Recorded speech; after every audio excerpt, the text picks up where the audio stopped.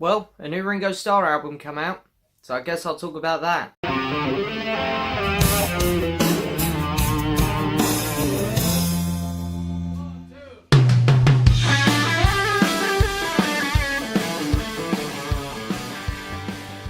So hello and yes, welcome back to another video guys, and today it is time for a review and it is going to be on the latest release from Ringo Starr, Give More Love. Now I was debating whether to come on here and review this album because there's been a lot of people talking about this album purely in the Beatles community and it's been very, very positive so far. And I'm not massively positive on this album, so I was debating whether to come on here or not and bring the album down because I can already see the hate flowing in.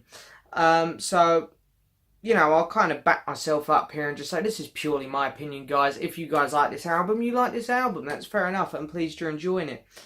But, you know, these are going to be my points as to why I'm not a massive fan of this album. And yeah, we'll just go from there and, hey, we'll see how this goes. So in this review, I'm going to do the usual. We're going to go over each track individually. We're going to mark each track individually out of 10. But first, we're going to go over some information on the album. Already screwing the video up. And then what we're going to do is I'm going to show you my copy of the vinyl record. We're going to add up all the scores given, including a score for the artwork. And then, as I say, we're going to add them all up, divide them by the total number of scores given, which gives us an overall marking for this album out of 10. Album ranking board is not back today, unfortunately, but the album ranking board should hopefully be back for the next album review. But anyway, let's just crack on. Let's get this done. So yeah, I wanted to do this review because a lot of people were asking me to do it. That's the main reason I did it. A lot of people who visit my channel are Beatles fans. This channel started out very Beatles heavy, and don't get me wrong, the Beatles are the best. And I really respect Ringo as a solo artist. Look, I've got so many of his records. I really love his first 4 albums, maybe more than, yeah, because I didn't mind Ringo to Full Fever. I wasn't too big on Road to Gravure. Then the next good one for me was probably Old Wave. I wasn't a big fan on these two. And then, of course, Time Takes Time was great. And then when it comes to, I've just been buying Ringo on vinyl, so then there's a big skip because everything from here to here is not on vinyl yet. Although the Christmas one's just come out, I'm waiting for that to arrive. Why Not was an epic return for Ringo. This was great. Then the quality started to drop in 2012. Then we got Postcards from Paradise, which was dreadful. It was a dreadful... Sorry, again, I know people are going to like that album. I couldn't stand Postcards from Paradise. It was a sloppy mess. So did the quality come back up in this album? Let's find out. So this is his 19th studio album, released on the 15th of September 2012. Chart positions, I don't know. I haven't looked. It isn't on Wikipedia yet. Whether this album will chart to begin with, I don't even know. So the album's quite good though in a way. He has a great band with him on this album. I don't know if it's the same band from Postcard from Paradise, but I'd be surprised if it is because that album was so lifeless. Whereas this one has a lot of energy. This album has a lot going on it. The band is great. He also has some stars coming in to feature on this album, including Paul McCartney, Joe Walsh, Dave Stewart, and some members of the All-Star Band, which is really cool. So on the CD of this album, you also get some redos of Photograph, which is my favourite song of his solo, Don't Pass Me By, which is my favourite song of him in the Beatles, and like the 700th version of Back Off Boogaloo, which is produced by the Electric Light Orchestra's Jeff Lynne. We're not going to be talking about them on here because the vinyl only has the 10 new original tracks on. Plus, I don't see the point of talking about them songs because you're going to be comparing them to the originals, and obviously they're not as good as the originals. So I don't even see the point of talking about them three. So yeah, we're just going to do the vinyl, the new 10 tracks. So yeah, I've heard this album now about 4 times, and I know some people are gonna, again, this is another argument I can already hear people saying, is 4 times enough listens? Well, the first time I put this on, I really enjoyed this album. I thought this is really good. The second time I played it, I started to notice a few things I didn't like as much. Third time I played it, I was thinking, okay, I might have to review this album. And the more I started to think about this album, the even more I started to dislike it.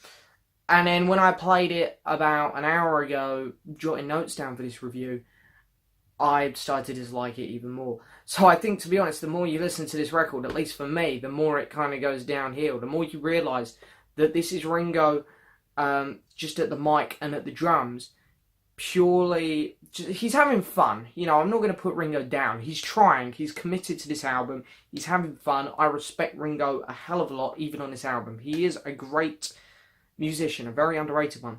But on this album, he relies a lot on his band, which becomes very clear the more you go into this album. However, the first song up is a typical Ringo song. It's called We're on the Road Again, where it is just a fun rock and roll type song. And to be fair, again, the first time I heard it, I thought this is a very fun, innocent song. But then again, the more you look into it, the more you realise that, you know, it is quite a weak track, really. It isn't a bad song. I really don't think it's a bad song. But some people have been raving about this song like no tomorrow, and there is no need to rave about this song.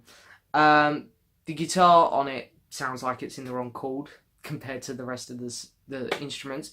It's really cool. It's got a really nice guitar riff to it. It's just I don't know, it doesn't sound like it's on the right chords. It just sounds really out of place, and I think it could have worked well, but they made it didn't work well, which was very strange. But luckily it isn't very present throughout the whole song. It comes and goes. It's a very catchy song with really good vocals. But what lets it down really is the lyrics. The lyrics in this song are trash. But of course this is the song which features Paul McCartney on bass, and Paul's bass parts are definitely some of the highlights. He starts screaming at the end with Joe Walsh as well. And unfortunately that doesn't sound great. That's Paul McCartney showing his age a bit at the end of this song. I'm pleased that Paul got near the mic. I like it when he gets near the mic on Ringo albums. Walk With You on Why Not is still one of Ringo's best ever songs. It's fantastic. But yeah, the song flunders a bit in areas and falls in on itself a bit. I know they're all there having a good time and having a fun time, and you can hear it. It is a fun song if you take it for what it is. But there are bits in this song which do annoy me a bit. I do think it's a good song, so I'm going to give it a positive. Anything above a 5 is good, anything under a 5 is bad. So I'm going to give it more than a 5, so I don't mind this song. I'm going to give it a 6 out of 10. Then we go on to a track called Laughable, which is not laughable. Now, I could have, you know, if I didn't like this song, I could really dig into it just through the title. But I don't mind this. It's a much slower song and a much more interesting song as well. It has a very interesting beat, very unlike... Well, I don't want to say it's unlike Ringo, because why not did this? Why not had interesting beats on it? But after the recent...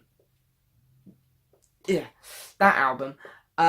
you do wonder a bit, you know, are we going to get something interesting again from Ringo? And, you know, this song is like, whew, a bit of a relief, really, to hear this song. But again, you know, it's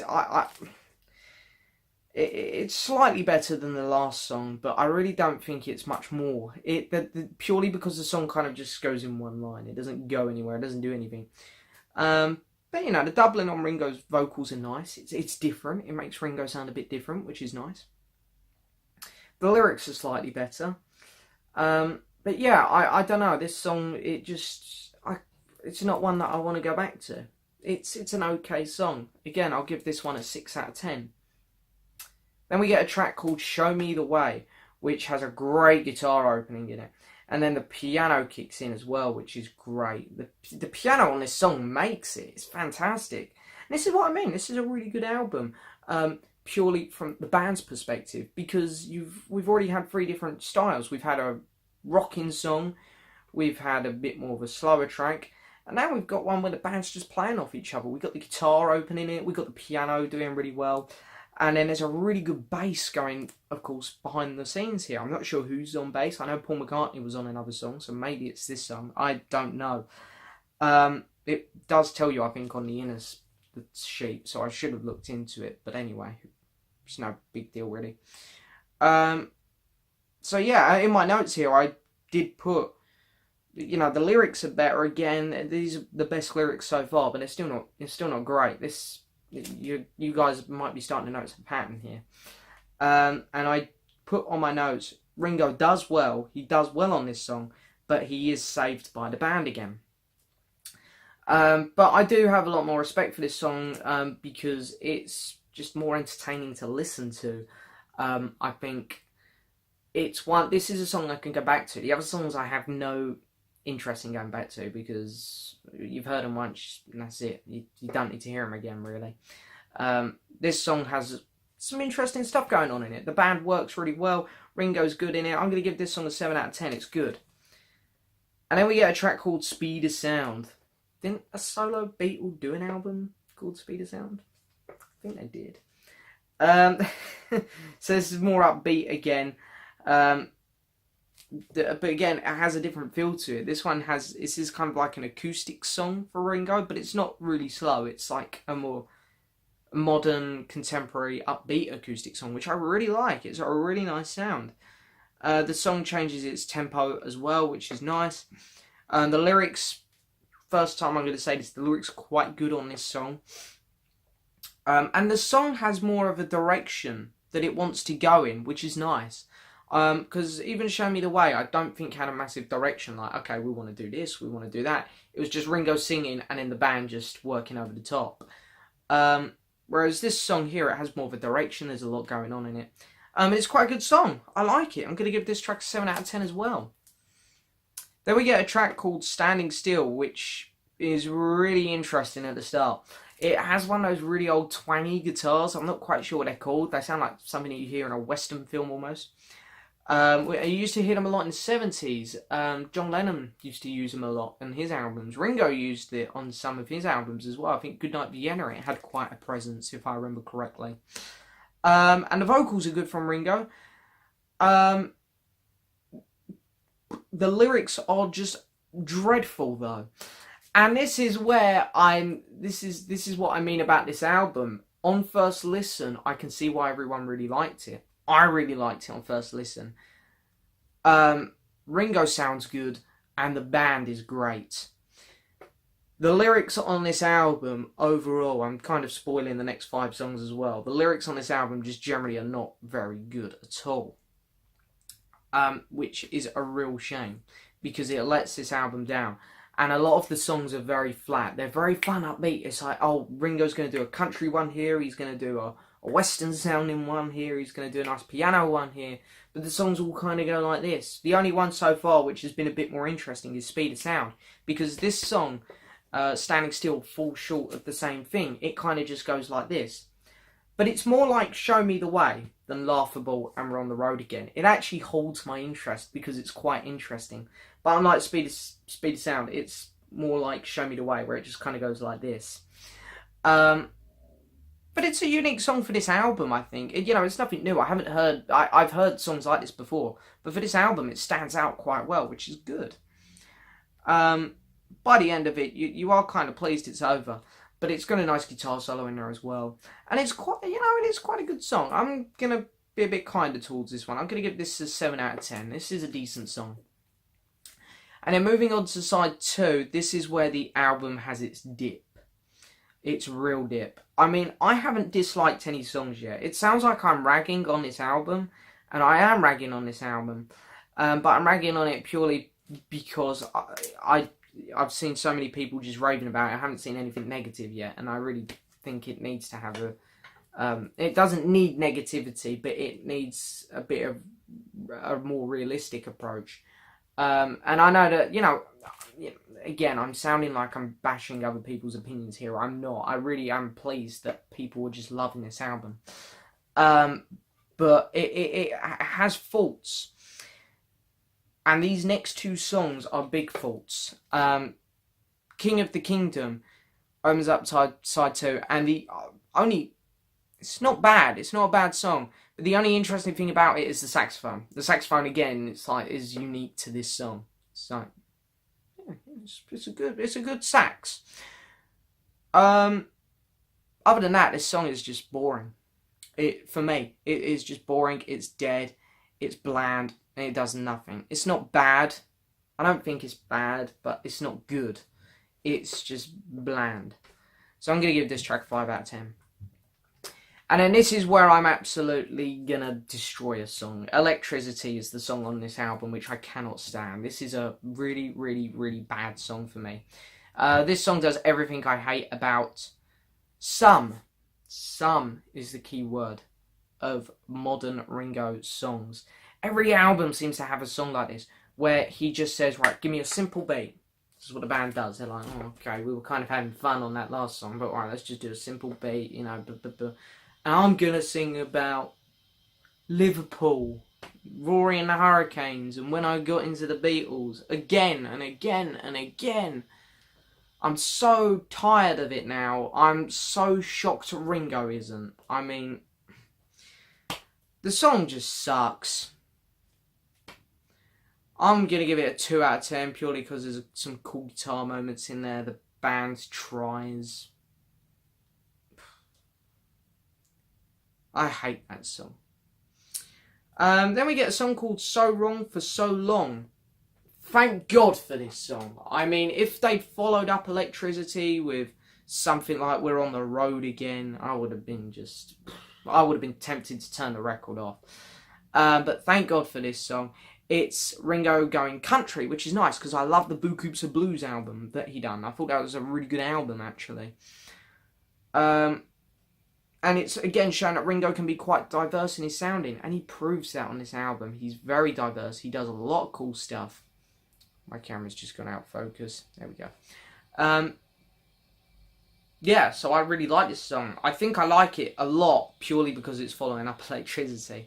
It's just a nice, sweet song. The lyrics are, you know, kind of a fluffy love thing, but everyone does a fluffy love thing every now and then. Paul McCartney does them all the time, so I've got no problems with the lyrics. The vocals are really good from Ringo. This is a good song. There's not much to it. It's not like an amazing masterpiece, but it's a good song. There's nothing wrong with it. I'm going to give it a 7 out of 10. Good job, Ringo. And we get a track called Shake It Up, which is very much Ringo trying to do rock and roll, and he pulls it off. He does a good rock and roll song. You can tell Ringo is trying to do something from his roots here.